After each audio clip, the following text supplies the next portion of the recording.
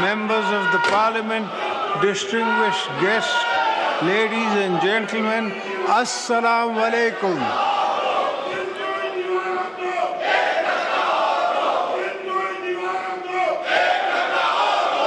It is my singular privilege as your civilian president to address for the 8th time the August House at the beginning of another parliamentary year. This moment marks not only the continuation of our democratic journey, but also provides us with an opportunity to review our progress and reaffirm our commitment to building a better future for Pakistan.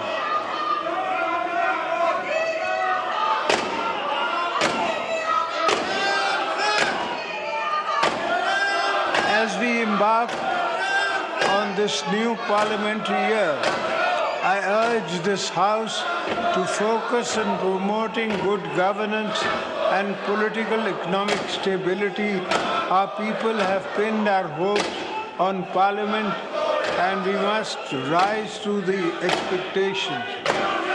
It is my first duty to remind you, we need to work harder to strengthen our democratic system, restore public confidence in the new rule of law, and put Pakistan on the road to prosperity.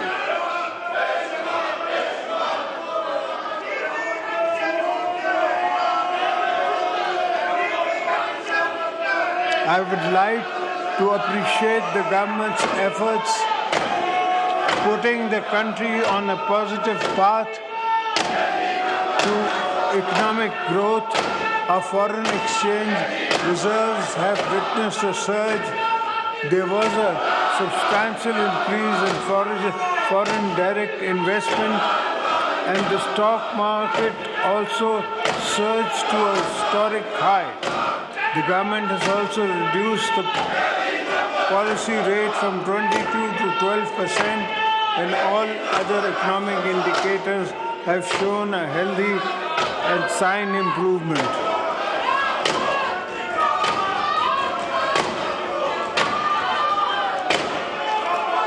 Honorable members, you are aware the population dynamics of our country have changed. A combination of factors present challenging. We must address the high rate of our population growth along with strategic drift in our administrative machinery has increased governance issues manifold. It is my considered opinion that this House should take this responsibility seriously and play its role in rail and reset our governance and service delivery outcomes.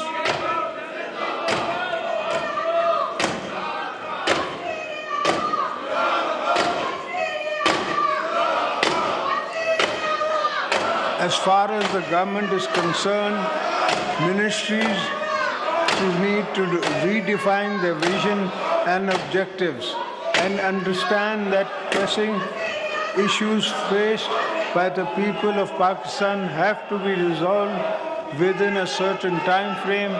We need to deliver tangible benefits, restore trust of the people in democratic institutions.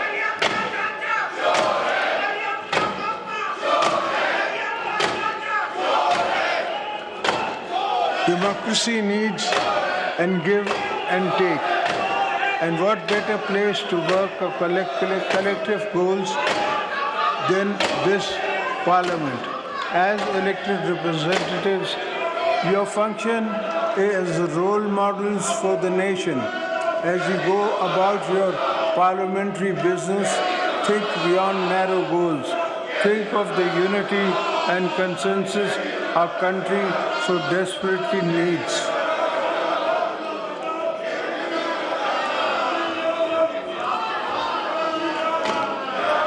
I would urge all you to empower our people, make decisions of national importance with consensus, encourage domestic international investment for economic growth and job creation, foster social economic justice, and ensure fairness and transparency in our system.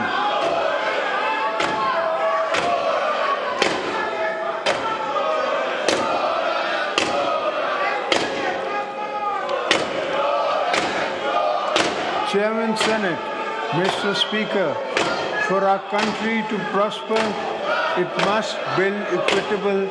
This is going to be a century of many new global changes, and to weather such transitions, we need to ensure that our peoples, with their different regions and resources, are on board of national development. It is my firm belief that a strong Pakistan is one where fruits of progress and development are equally shared by all its provinces and citizens.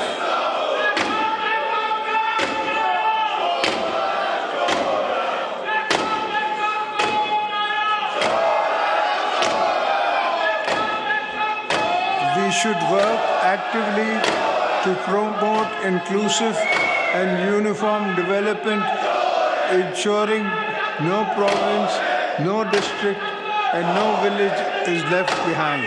The House should ensure development is not limited to a few select areas, but reaches every nook and corner of the country.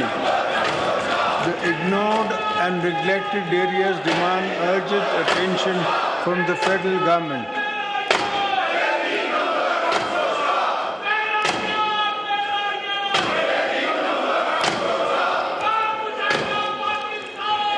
We also need investments in infrastructure, education, healthcare, and economic opportunities to address the sense of deprivation. Parliament is the one forum where any sense of deprivation cannot just be aired constructively, but also addressed with political empathy. By the executive branch, that is the test of real statecraft.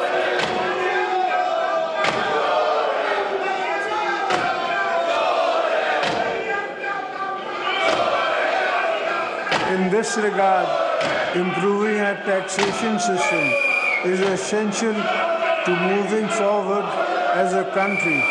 We must reform and expand our tax net, not overburdening those who already contribute, but by ensuring that every eligible taxpayer participates in nation building.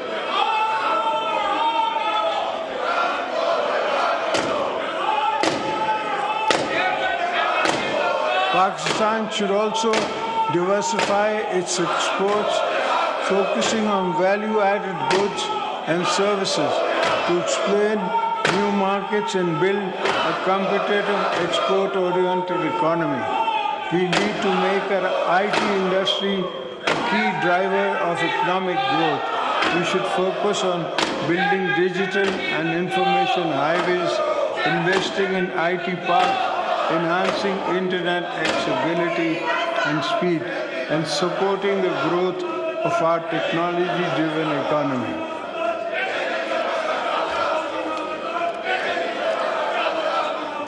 Equally important is the sustained support of small and medium enterprises. We must ensure access to credit, address procedural bureaucratic hurdles, and create policies that promote youth-led businesses. Our young people should be encouraged to enter businesses good through SMEs-focused programs, skill development initiatives, and accessible loan schemes.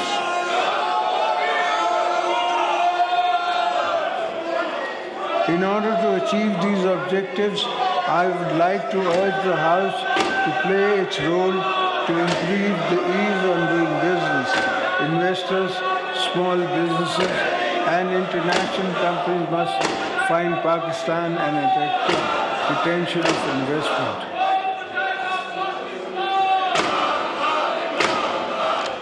Honorable members, today the common man, the laborers and the salaried class are facing serious economic hardships. Our citizens are burdened by inflation, high prices of essential items and rising energy costs. As we approach the next budget, I urge this Parliament and the government to provide real relief to the people.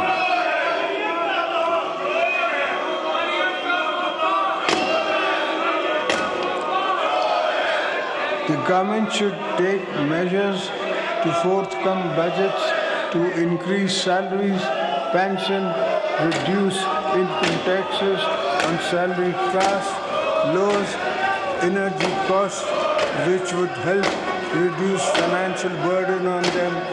At the same time, we should avoid downsizing jobs cuts.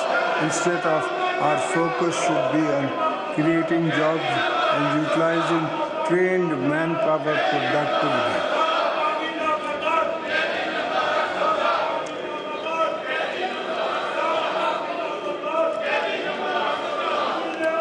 Ladies and gentlemen, women constitute almost 50% of the country's population, but they are underrepresented in every aspect of life.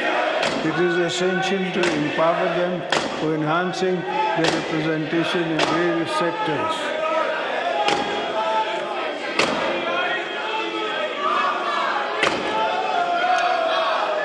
The most important intervention we can make as government and parliament is to make women at the bottom of the social pyramid financially independent in accordance with the vision of Shaheed Mohtarma Benazir Bhutto. The Benazir Income Support Program BISP remains a crucial lifeline of millions of families. Its reach must be expanded and cash transfers should be further enhanced.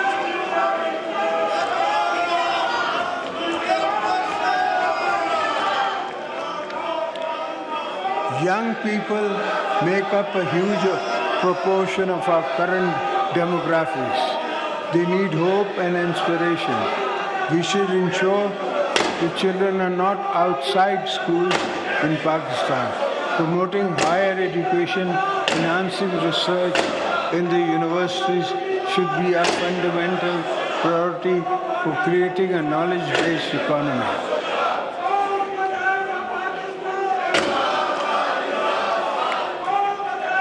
I urge the federal and provincial governments to increase allocation for education sector in the upcoming budget on micro level and to also provide more opportunities through scholarships and financial assistance programs.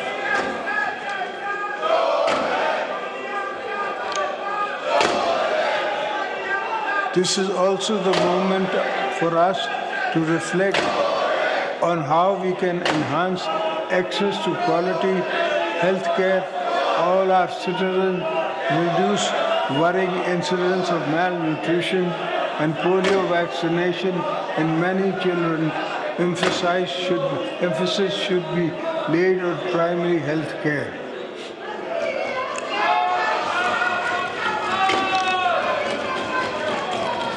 Respectable parliamentarians, I believe that domestic and regional conservative is a fundamental to prosperous Pakistan.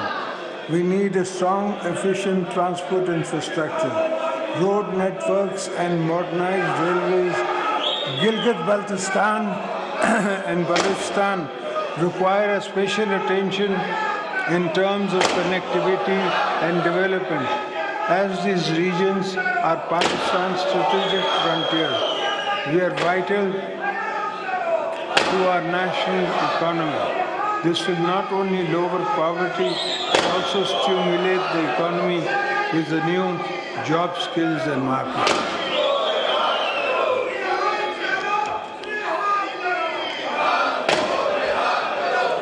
China-Pakistan Economic Corridor, CPEC, and Gwadar Port remain central to our vision of connectivity. These projects must fully realize so that Pakistan can serve as a gateway to international trade, linking Central Asia, South Asia, and Middle East.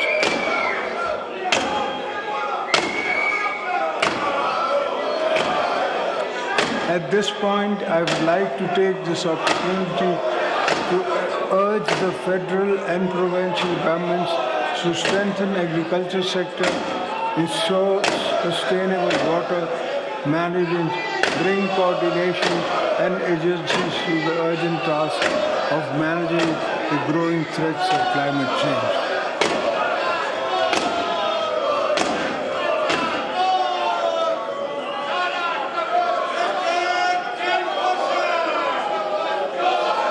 I say this because agriculture is a key pillar of our economy, and it is imperative that we modernize this sector by adopting new farming techniques, developing better seeds, investing in agricultural research and development, creating more jobs by making land more productive.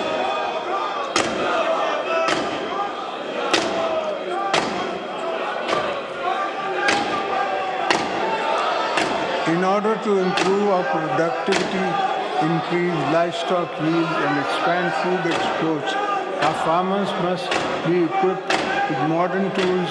We must aim for stability and self-sufficiency in food production.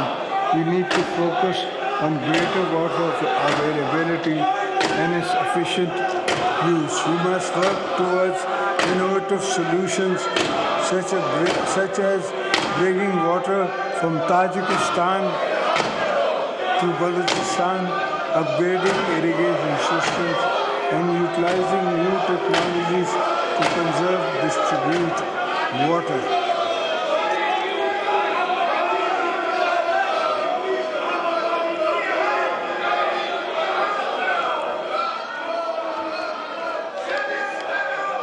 Our fisheries and livestock sectors have immense potential. Pakistan's rivers, lakes, and coastal areas hold untapped opportunities for fisheries.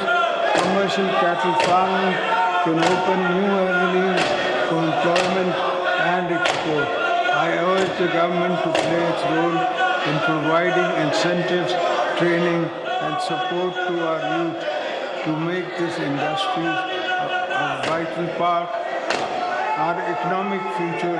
I would like to urge the government to seek greater cooperation and exchange with China in this regard.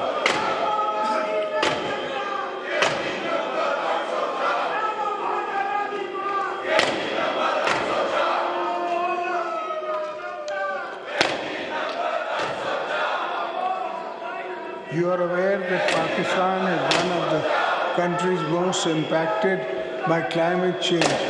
We should focus on restoring biodiversity, adaptive strategies on the food and water security nexus, and preservation of economic system.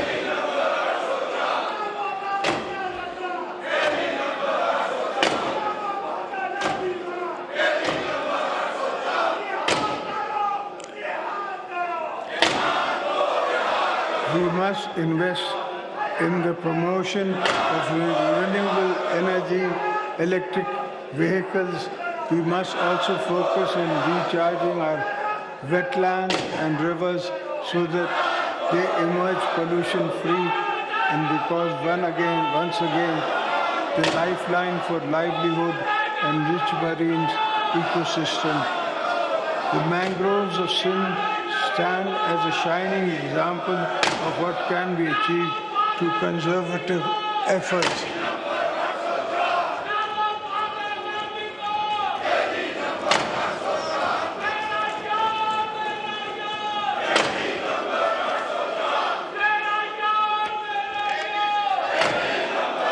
I am glad to share that in Sindh we have planted billion mangroves, which have also earned Sindh government a substantial finance through carbon credits.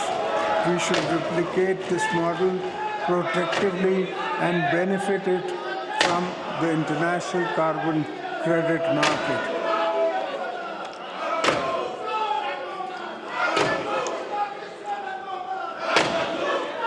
Members of the Parliament, we view the current internal and external security challenges we need to further strengthen our security capabilities and enhance capacity for our law enforcement agencies to effectively deal with menace of terrorism.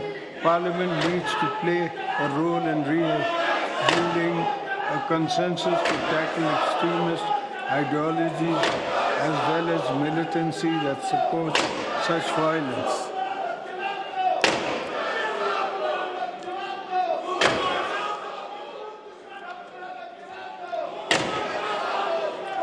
We are all aware of the external support and funding the terrorists are getting today, causing human and financial losses to the nation.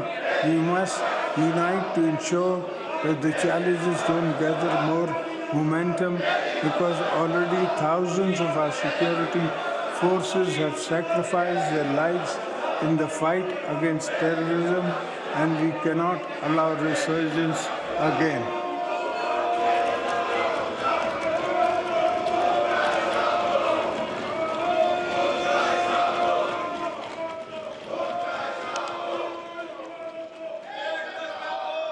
I want to assure you that we are committed to eradication of the menace with the support of the nation and the brave armed forces.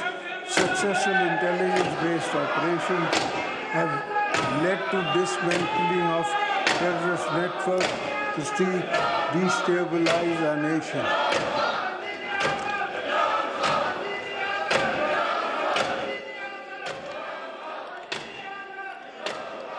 The entire nation is proud of its security forces and pays rich tribute to their bravery and dedication and countless sacrifices they have made in the service to the country.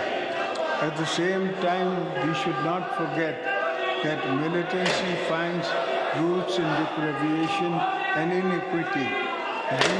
So we must focus on the development and regions most affected by terrorism and create employment.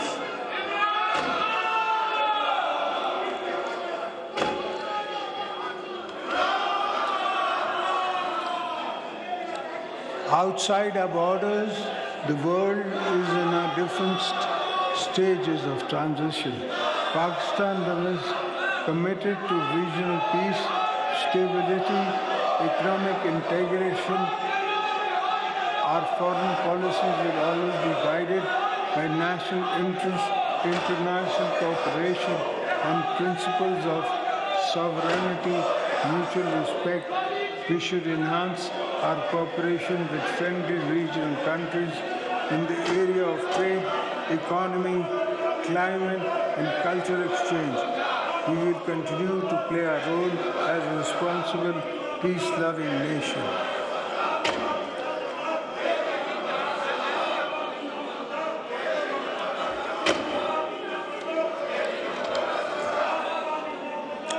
Our time-tested relationship with China remains a cornerstone to our diplomacy. We will continue to further strengthen economic and strategic ties with Beijing. We will further cement our all-weather strategic cooperation partnership with China and continue to support the One China policy. During my recent visit to China, I had a fruitful discussions with Chinese leadership while inviting them to make more investment in CPEC to improve regional and economic integration.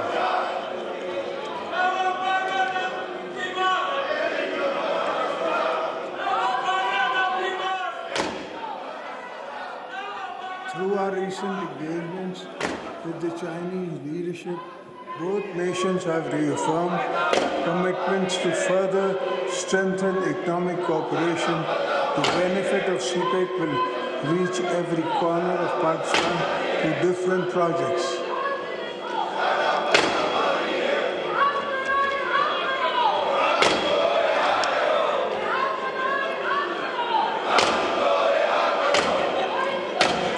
We deeply appreciate the support of our trusted friend Saudi Arabia, the United Arab Emirates, Turkey, and others who have stood by us in times of economic challenges. We are committed to further strengthening our long-standing historic, cultural, and economic ties with the friendly nations of the Gulf and Central Asia and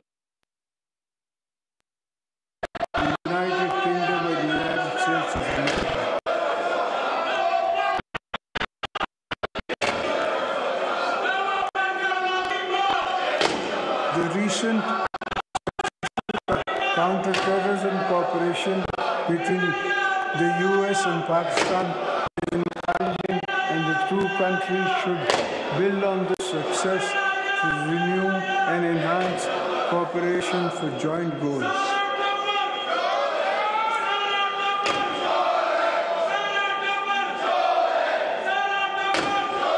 Honorable members, the plight of two of our brothers and sisters in Indian illegal occupied Jammu and Kashmir remains of great concern for the entire nation.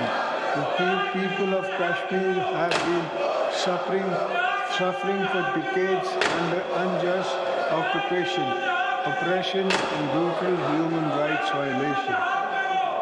By the success of Indian regimes, Pakistan will always stand by them in the struggle of self-determination.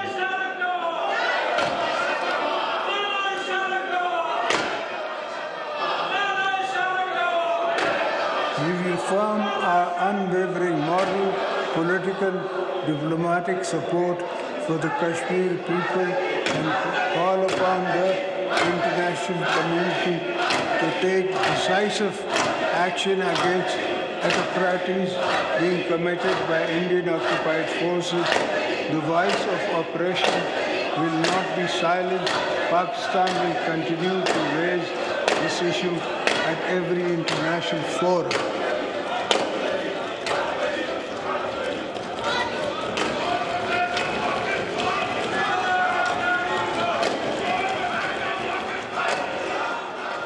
The Syrian devastation in Palestine demands urgent attention of the world. The Palestinian people continue to endure violence, displacement, ethnic cleansing, and oppression at the hands of Israel's security forces.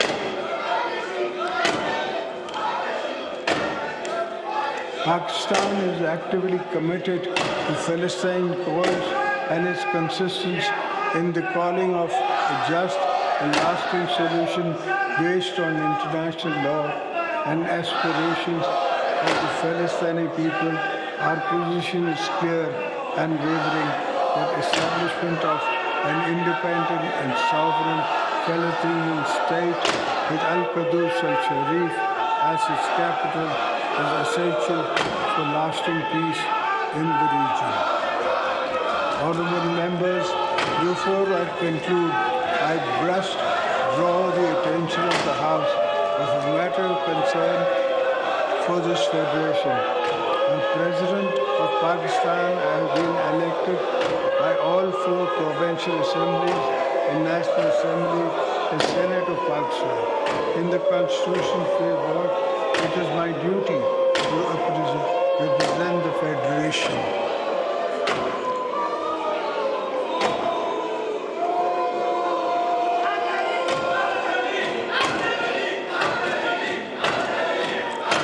Most challenging and circumstances when my wife Shaheed Mohtama Benazir Bhutto was assassinated, I was the one who chanted Pakistan Khape for me. Pakistan always comes first.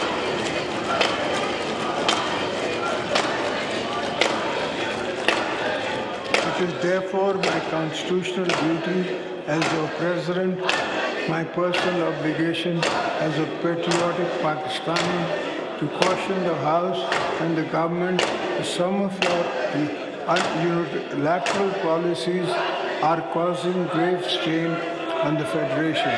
In particular, the government's unilateral decision to carve out some canals from the Indus River system despite strong opposition from federating units.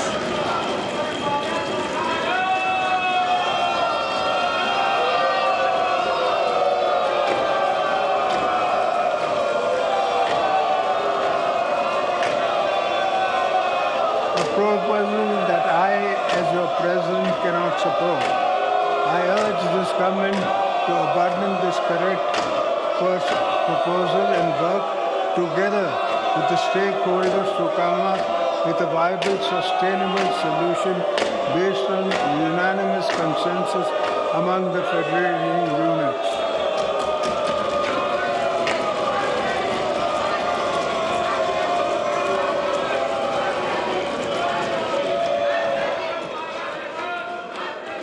In the end, I would like to again invite the attention of the House to fulfill the responsibilities entrusted to this Parliament and play its role in the national building, strengthening institutions and improving governance.